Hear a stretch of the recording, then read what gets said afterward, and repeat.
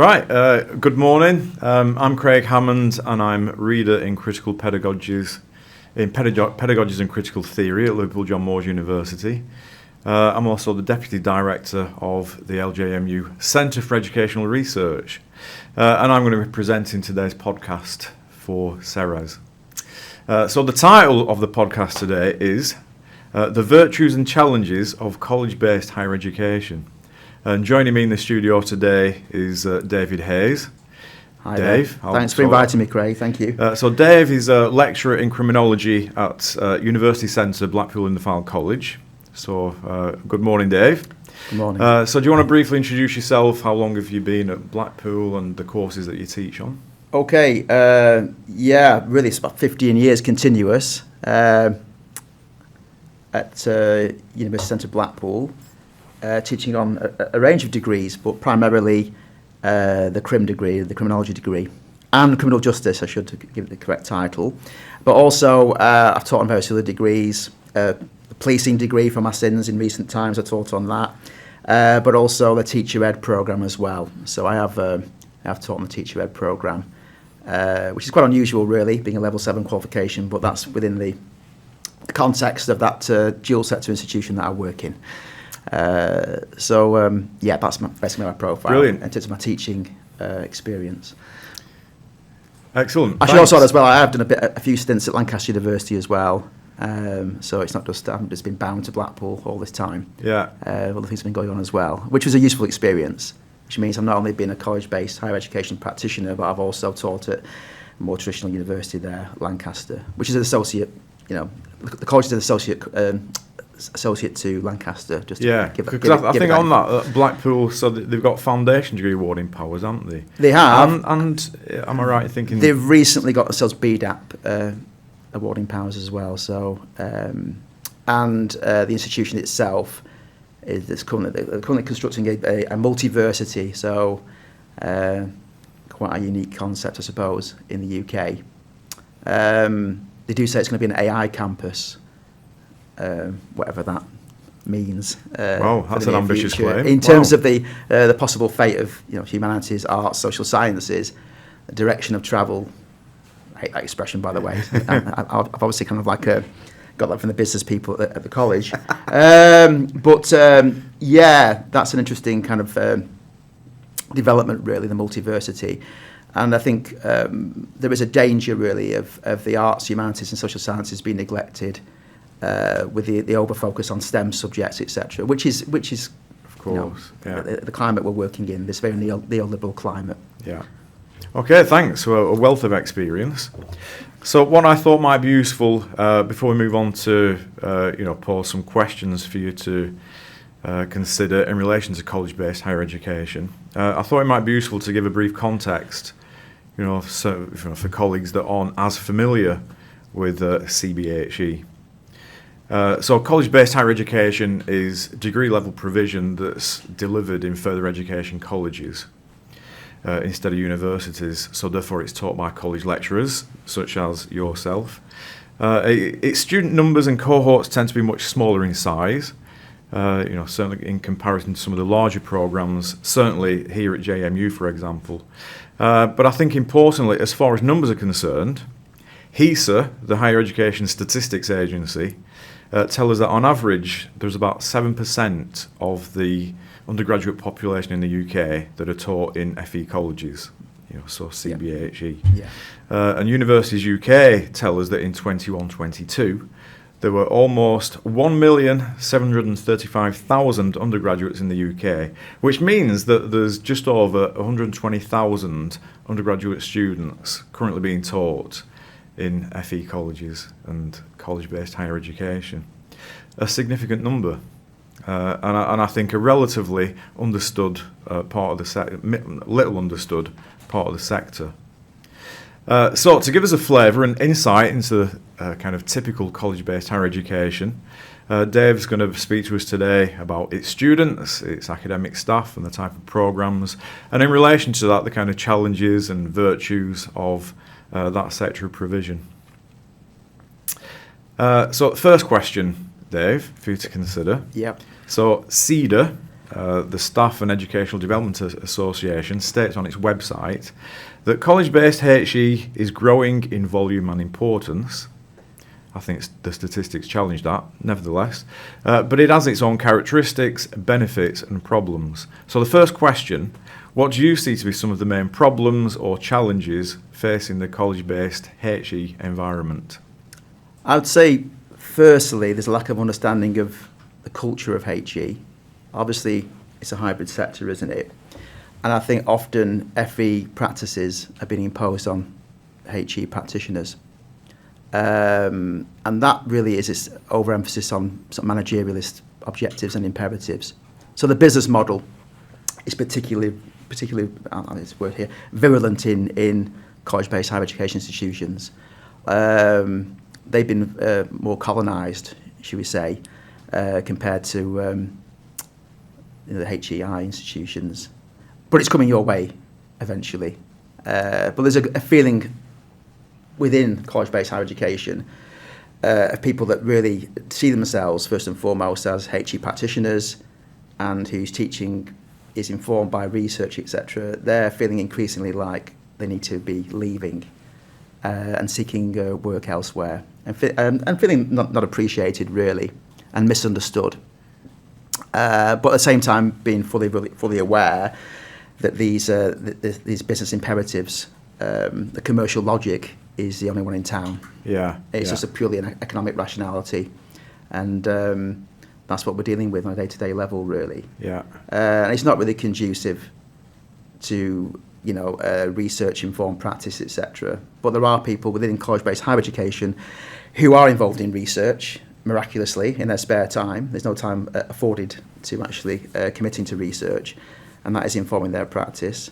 But I think there's some vital voices there that are not practitioner voices that are not being captured and articulated. And I think that, like you said, your opening commentary, it's a Cinderella sector, and it's much misunderstood. And maybe this is a way of us actually getting it out there. Some of the wonderful, great stuff that goes on in this sector. That makes sense, and it resonates because prior to me moving to JMU in 2017, so I worked at University Centre Blackburn College and Blackburn College for 18 years.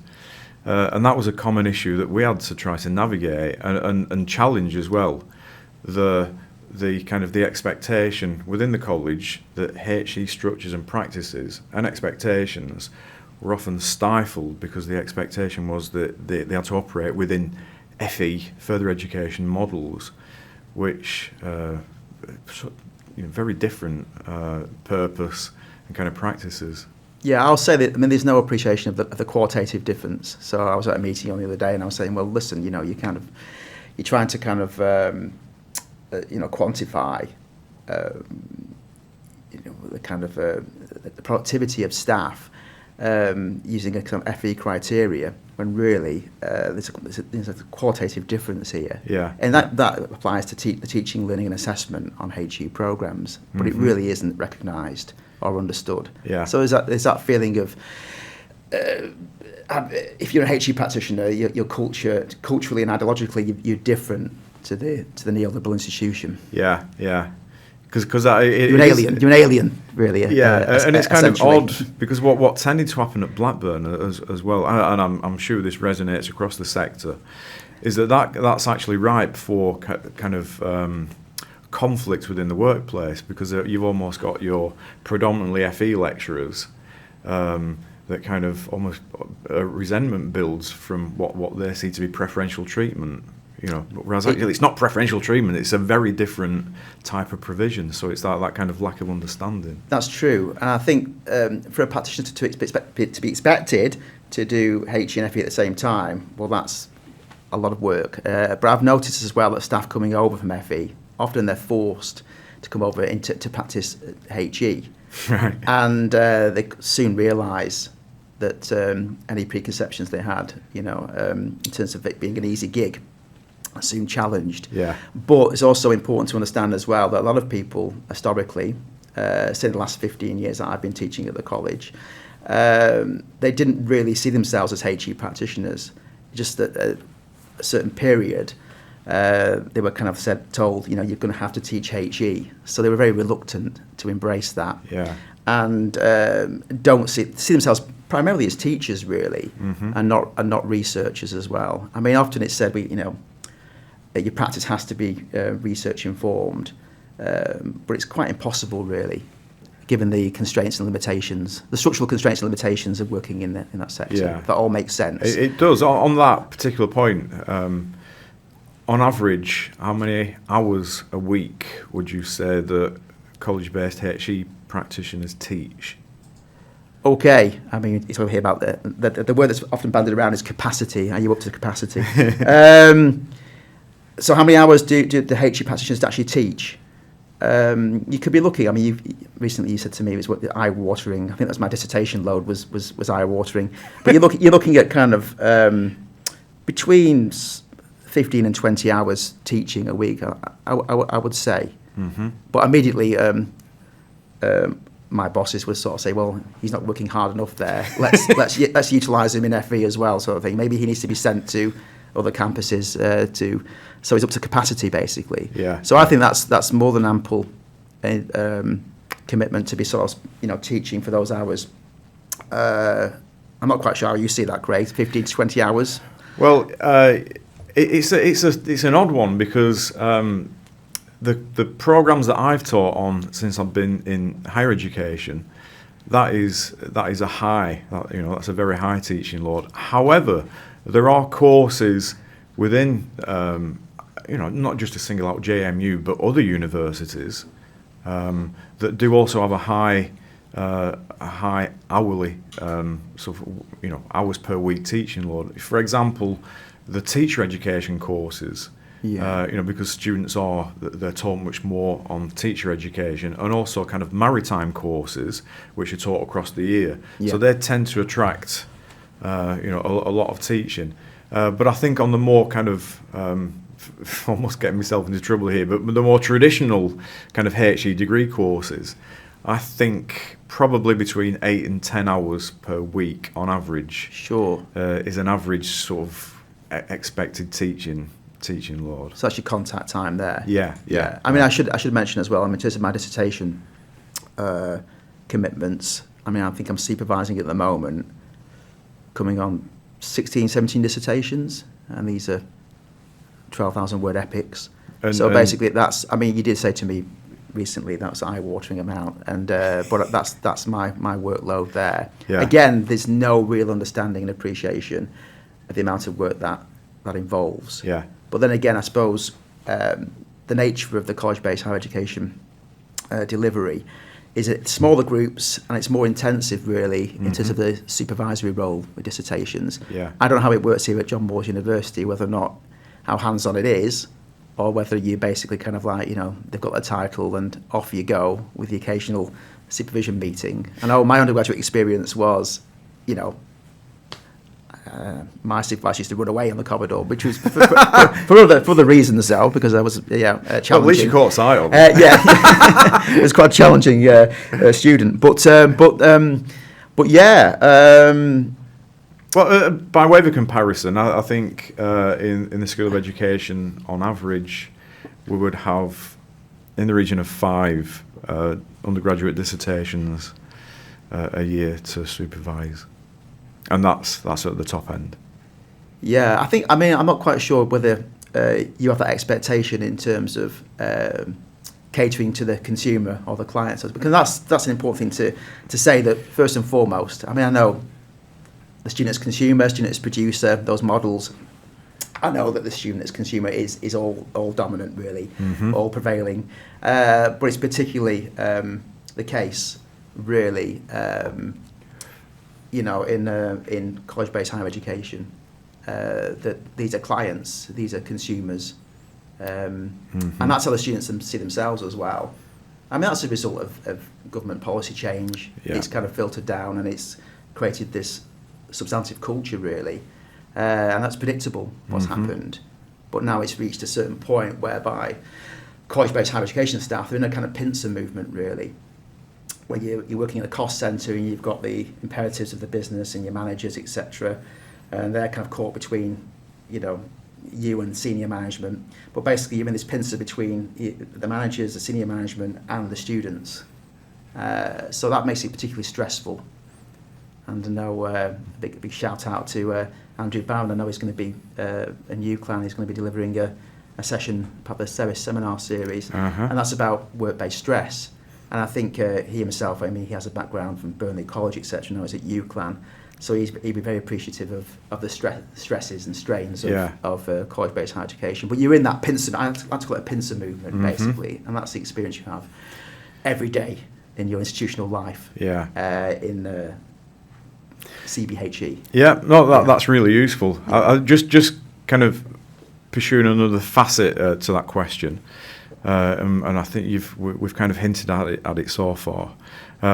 So I'm just thinking of a report produced by John Lee, Mick Healy, Alan Jenkins back in 2014, which was, the title of it was Developing Research-Based Curricula in College-Based Higher Education. And they note within that, of course, one simple solution might be to adjust the conditions of service for those undertaking HE work in college-based settings so that the practitioners have more time to engage in research activities. To what extent would you say that has come to fruition? Do you generally, and I'm thinking across the sector as well, rather than just Blackpool, from other colleagues that you're in touch with. So are the contracts, for the want of a better term, have they been adjusted in order to allow you as a college-based practitioner to get involved in scholarship and research? Right. Formally, it may appear so. Again, it's quite controversial. This could get me into trouble than myself. But really, if you want to be engaged in scholarship and research, you will need to sort of undertake that in your own time. There won't be any time, because you're very much at the coalface all the time, basically. Okay, so your teaching, learning, assessment, your day job, basically, it wouldn't allow you to do that. But the message is that we should all be doing this. We should all be engaged in scholarship and research. And that can take many different forms.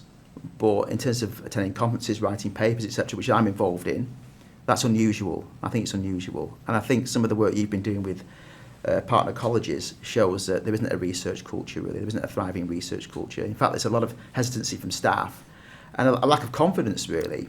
When these people are actually, I think of some of the old colleagues I used to work with, they were brilliant teachers. They're really engaging teachers, very knowledgeable, well-read, etc. They more than hold their own in higher education institutions, but they themselves lacked that kind of sense of self-worth and sense of that they what they were doing would be worthwhile capturing and disseminating further in terms of the practice.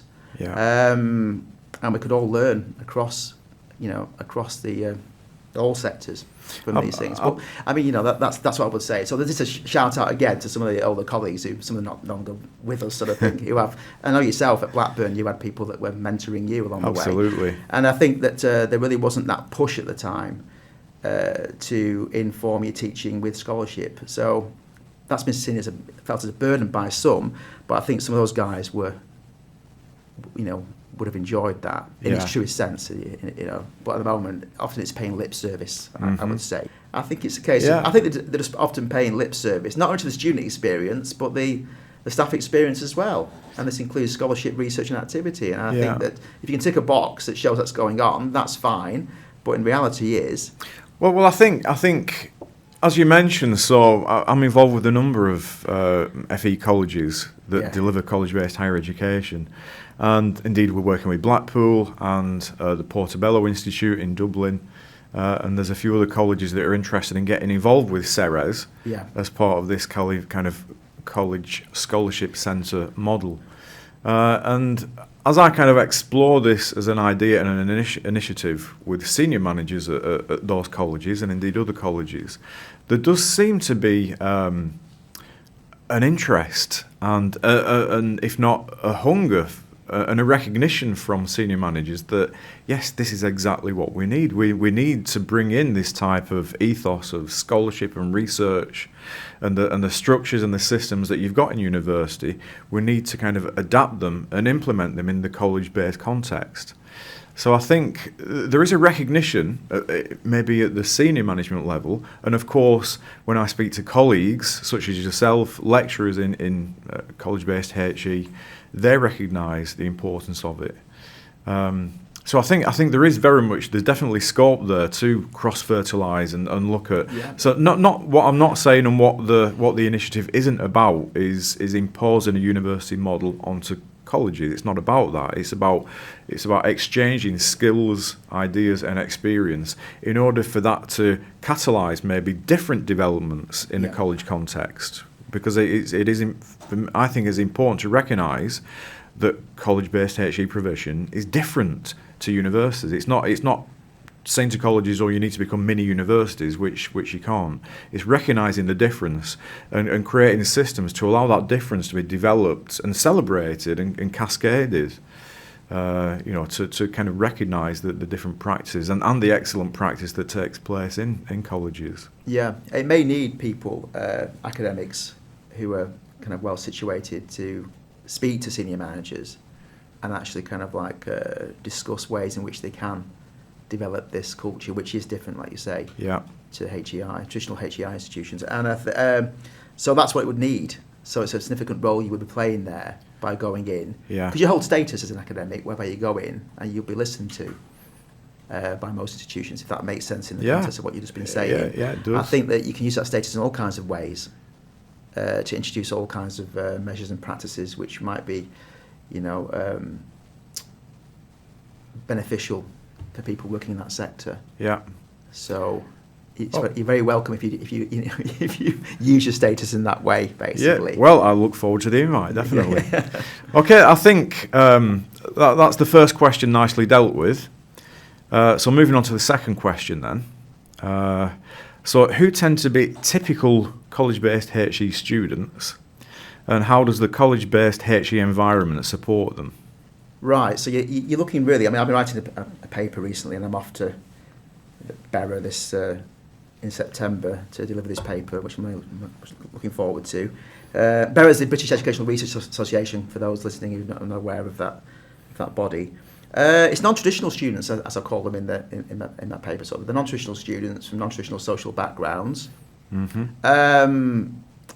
Interestingly, there's a convict criminologist called Rod Earle, who talks about access and widening participation in education, and he's referring basically to ex-convicts who've undertaken undergraduate degrees, postgraduate degrees, even PhDs, end up being teachers, etc. Well, he also refers to people from non-traditional social backgrounds, and that's our students really.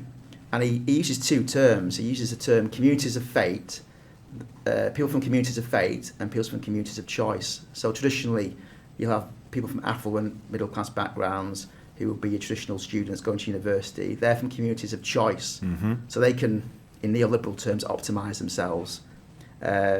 Terrible, ugly term, but it's about optimising yourself and being an entrepreneurial self, really. Yeah.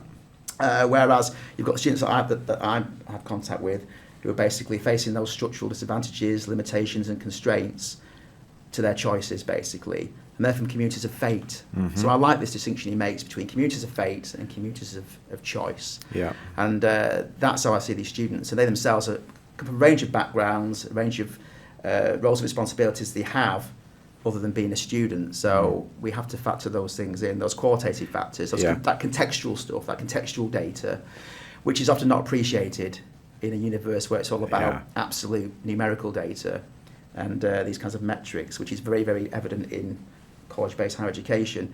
These stories go missing, these little stories go missing, these qualitative factors go missing. The experience of the non-traditional student. So you have to have that awareness of that when you're teaching these groups. And I think, just to elaborate on that, I think I did notice in recent times that this changing landscape of HE will significantly impact, I would have thought, college-based providers because it's standardising really these measures of, these metrics of retention, achievement, success, as key performance indicators. And really, it's not understanding those contextual factors at all, Mm-hmm. you know, in terms of who's coming through the doors and their backgrounds. So it's troubling, really. Well, just on that. So, in your experience, what tend to be the kind of the general abilities of college-based HE students when they first enter a degree program versus when they graduate, and what makes the difference in between? So that journey, really. Mm-hmm. So what's their entry profile in terms of what academic or well, life experience? how do they, so their abilities, for example, how do their academic abilities compare to what might be a traditional Right. university student? Interesting. Well, I mean, a lot of them, there wasn't a cultural expectation for them to actually go to university. A lot of them had a bad experience. Hopefully I'm answering your question here. A lot of them had a bad experience of secondary education, if not post-compulsory education. So they'll have attempted to do something in the post-compulsory sector.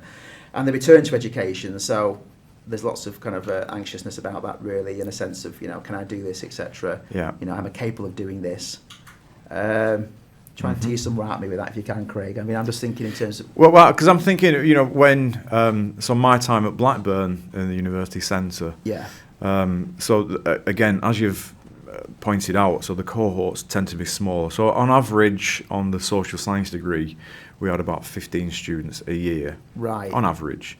And exactly the demographic that you've just described. So for whatever reason, life experience, family experience, work experience, they didn't have a particularly good or productive educational journey at school. So the venturing back into education. Can I also add, Craig? Sorry, Yeah. just to interject there. It's also a case of college-based, the college I work at, basically, and the community it's supposed to serve, etc. I was referred to arts, humanities, social sciences before. It's important that they have access to these subjects, these disciplines, arts, humanities, social sciences. The way things are going, the trajectory of things suggests that maybe those courses won't be available for that local community, which I think is a terrible crying shame. Yeah. End up with a two-tier system in the end. So people from communities of choice will be able to study those disciplines, those critical subjects again, whereas the people from the communities of faith will just be, they'll go to a training centre essentially, and they'll become routine knowledge workers rather than people that can. I mean, I think I'm a great believer that the social sciences, humanities and arts should be available to people from non-traditional backgrounds, and they can't go to a traditional university. They don't have the means. I mean, where I work in Blackpool, it's important that there's a criminology degree there. Okay, so that's my partisan loyalty there. Because simply with their circumstances, they won't be able to travel to Lancaster University or travel to UCLan or further up the road to John Moores or Edge Hill. That's not a possibility for them. So they need that there for them. They need that provision, which I think has been undermined. And undermined, in particular, I think, really, I read a recent document about the sort of falling out between the QAA and the Office for Students. And the Office for Students basically, I mean, the QA were challenging the Office for Students in polite terms as to what the implications would be of this this kind of worship of absolute numerical data, and how that would affect certain providers in certain communities. And I think I really believe that it's a crucial moment whereby that's going to be detrimental and very harmful to the communities. The community I work, the college and the community I work with, and the kind of students I work with. I think what's interesting in that is that I noticed recently on the QAA website that there is currently a move, I'm not sure how developed it is, there's currently a move by, I think it's the QAA, or it might be HESA, I can't remember which of the two, but there's a concerted effort to differentiate college-based HE as part of the statistics, with a view to drilling down into it and try to understand it more. Which, because more often than not, and I think currently, until recently, it's just been kind of captured under alternative provision. Whereas college-based HE, and it's generally it's demographic of students that you've identified. So you mentioned that they can't just go off and travel up to and live in at Lancaster. Are the reasons for that being that many of them are parents? So it's children, working locally, etc. I mean, the main thing would be these are older students. They tend to be older students. Yeah. So you're not getting the 18, 21-year-olds really. Yeah. You get some coming from the local, say, sixth form, but it tends to attract people that return to education. And so there's huge issues here about inclusivity, widening participation. There's problems here, and the QAA identify those potential issues, again in very polite terms. I wouldn't say they're a particularly radical agency, the QAA, but they appear more and more so with this dominance of the Office for Students and this whole neoliberal agenda, which is being driven by the Office for Students. And increasingly Ofsted, of course, are involved in colonising aspects of higher education.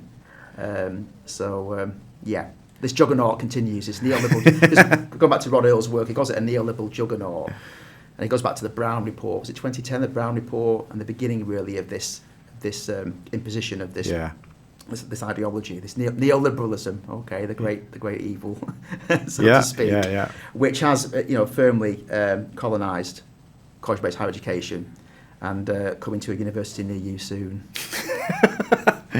You see, on that, in relation to the transformative experience of students, again, so I'm going to base it in my experience and invite you to comment on the extent to which it resonates with your experience. But I certainly found that when each year when we got a new cohort, so the confidence and ability levels, I think were generally pitched lower than traditional university entrants. However, by the time they'd studied in the college-based environment and gotten through to the final year, the grades and the work that those students were producing were actually better.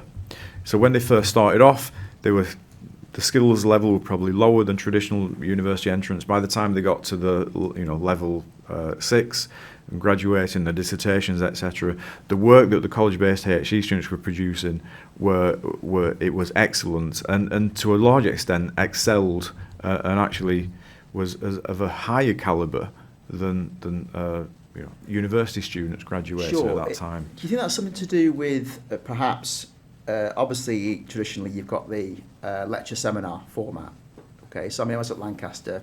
It's odd for me going from a college-based higher education institution and basically teaching on a module at Lancaster with 100 students in the lecture theatre, etc. No expectation there'd be any interaction whatsoever. So that dynamic that you get in college-based higher education,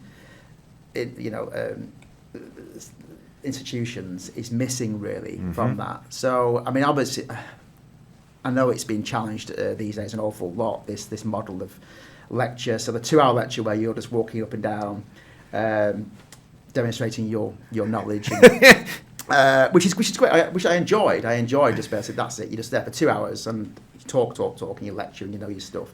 That's great. And then there's a seminar to back things up with key readings, etc. I'm not quite sure if how prevalent that model still is here, but I would say the college-based higher education classroom experience, it's really interactive. So it's very reflexive. You're constantly kind of like, the students are kind of like, almost kind of like, I beseech them almost to kind of like ask questions.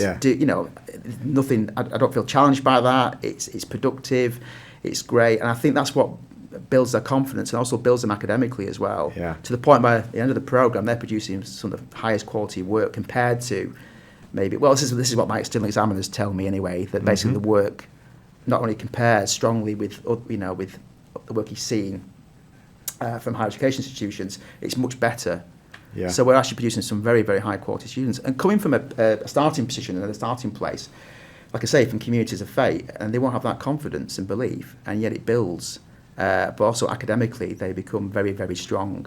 Now, just to sort of, again, elaborate slightly on that, I would say, I'm not quite sure, some of the students that you get here, what programs they come from, if it's traditional is it A-levels traditionally, is it B-Tech programs, is that what you tend to get in terms of your... a combination between those two, really, Right. I don't think those particular pathways kind of prepare students adequately, and this is a bit controversial, for higher education study. I don't think there's a kind of essay writing skills and things like that going on. Whereas I don't want to sing its praises too much because it's very heavily bureaucratised, etc. I don't want my people that employ me to force me to do lots of FE, but the access to HE program, which is an FE program, is unbelievably, it's always been great. It used to be called Open College of the Northwest. Yeah. It used to be a joy to work on before it became heavily bureaucratised, neoliberalised, and, you know, this managerial culture took it over. But when it was Open College for the Northwest, now it's access to HE. I won't name the awarding body for it. But that is a great preparation for undergraduate study. It's rigorous, it's relevant, and it's a good. And a lot of the students that we get who've been through the access to HE program, they're your 2-1s and your firsts, and they come prepared with the conceptual and theoretical apparatus and knowledge that they need to prosper and to thrive. And again, social science degrees. It's a social science degrees we're talking about here. Okay, so criminology is obviously.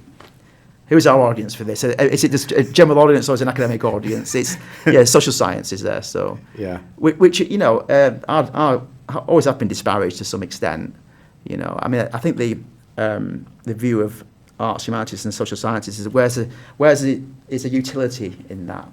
It's a very instrumentalist view of learning, knowledge.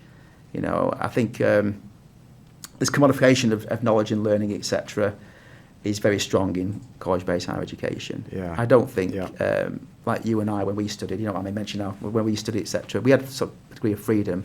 I think maybe in the 1960s, 1970s, I'm not trying to be too retro here, but maybe there was more academic freedom back then. Yeah.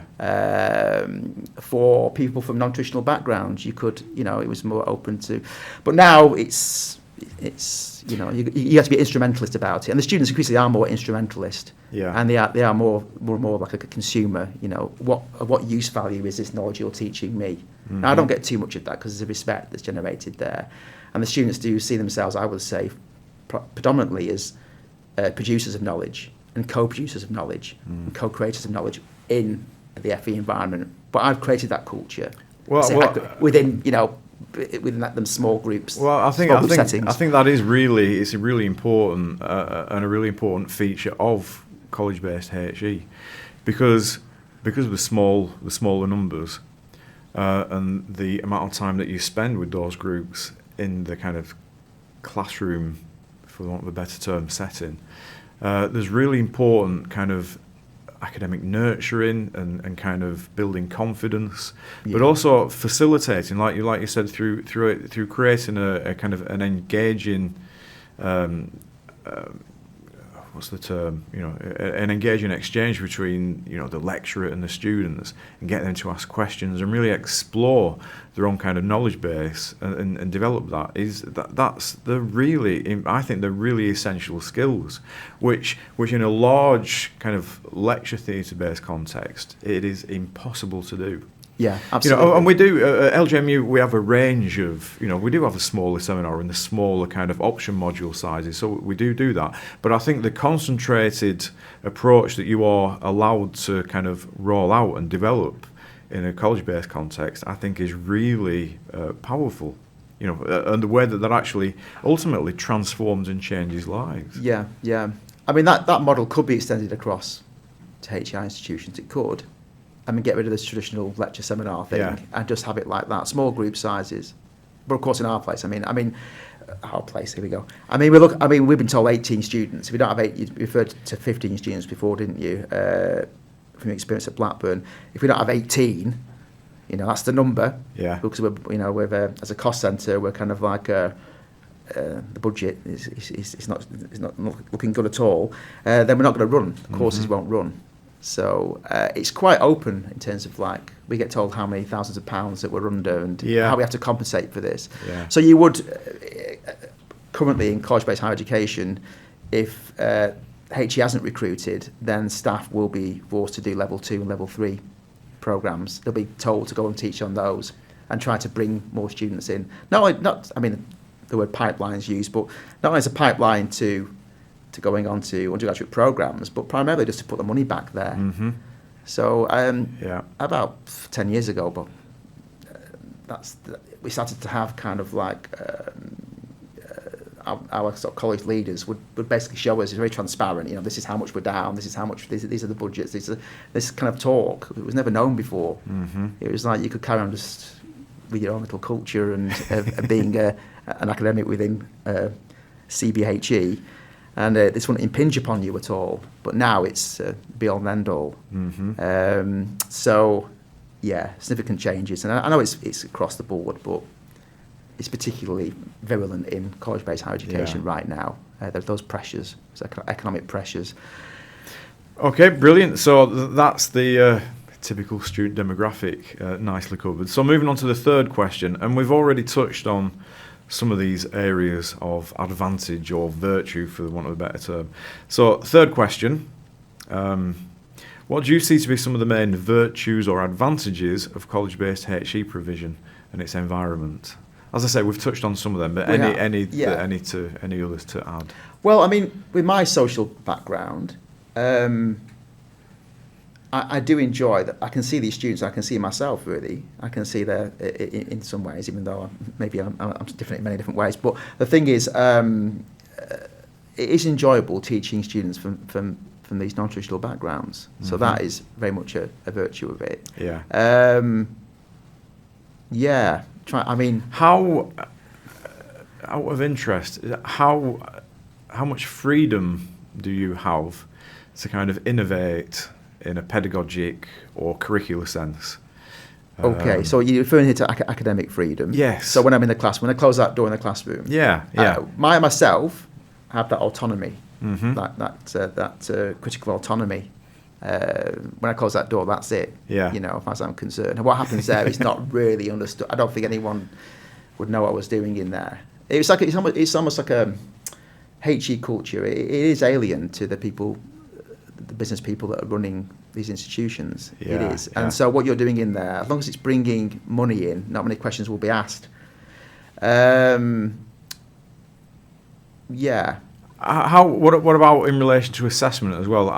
To what extent do you have freedom to innovate in ways to assess students and the types of assessments to set for them and to get them to engage in? Because as you've mentioned, maybe process of co-production. How much space and freedom do you have to do that? Well, that is going on, but at the end of the day, sort of the formal practices and processes remain the same sort of thing. I know USEV came in recently to teach the students, etc., and myself. This idea of creative auto-ethnography, which you've explored, that's something that we'd be hoping to build into the revalidation for the degree. So we're actually undergoing revalidation, well, we'll be doing for the next year or so. Yeah. And that's something I'd like to incorporate into the revalidation. So creative auto-ethnography would be something I would like to introduce, which would be challenging and difficult, but it's possible.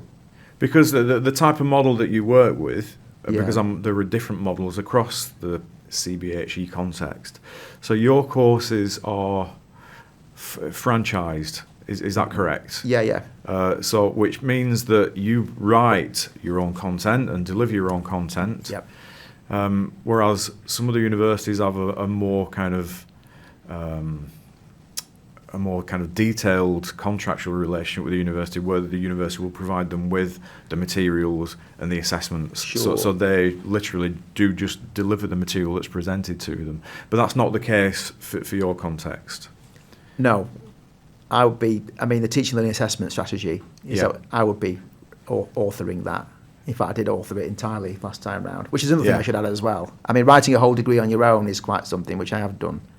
And it was very successfully, in terms of revalidation.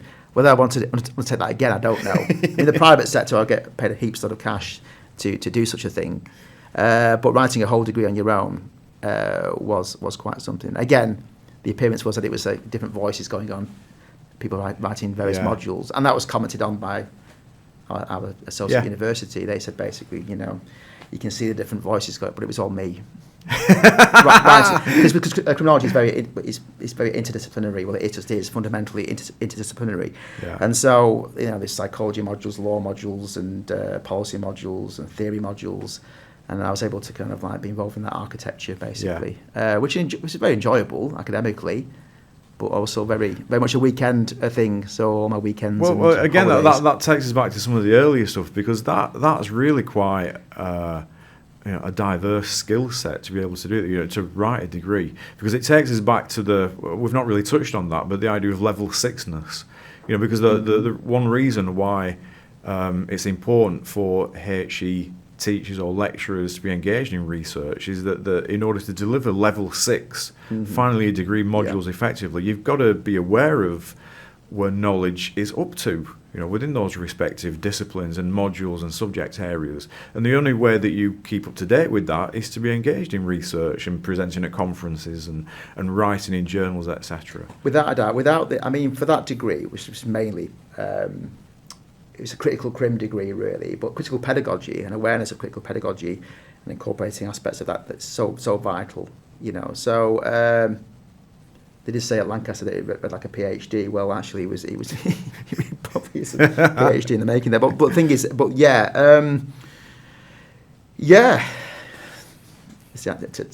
affirm what you're saying there, really. Yeah. Okay. Well, drawing towards a close. So the final question then for you, kind of us to consider. So how do you see the future of college-based HE developing? What's on the horizon, do you think? Okay, so that was across the whole of college-based higher education.